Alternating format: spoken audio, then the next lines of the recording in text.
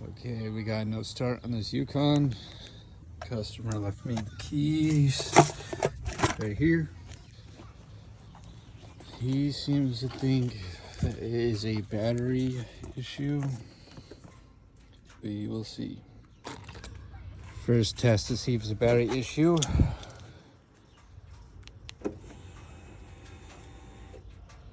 It unlocked and the step side lowered.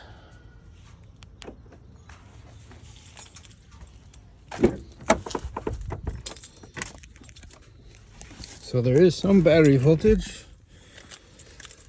Push button start. It's got how many miles? I think it said 119.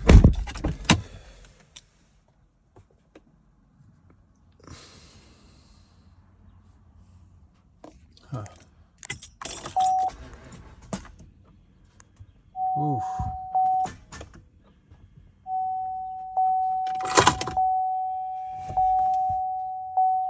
That did not sound good.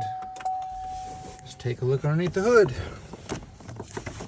I do got a jump box, but it is not charged very good.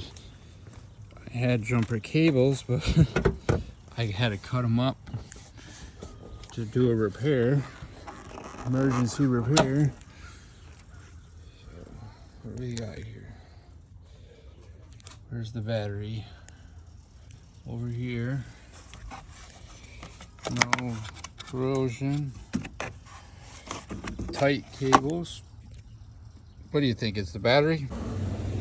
So I have my jump pack on here. These jump packs work really good, except the issue is you only can use them a couple of times. You have to charge them.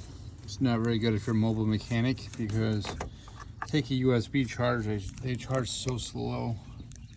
Take half a day. It's on. And how much battery we got? What you do is I press the override. I don't really know how to properly use this until that 12 volt is in there, so we know we're getting 12 volts. See if it'll start. Started. Now let's pull the jump pack, see if the alternator is working.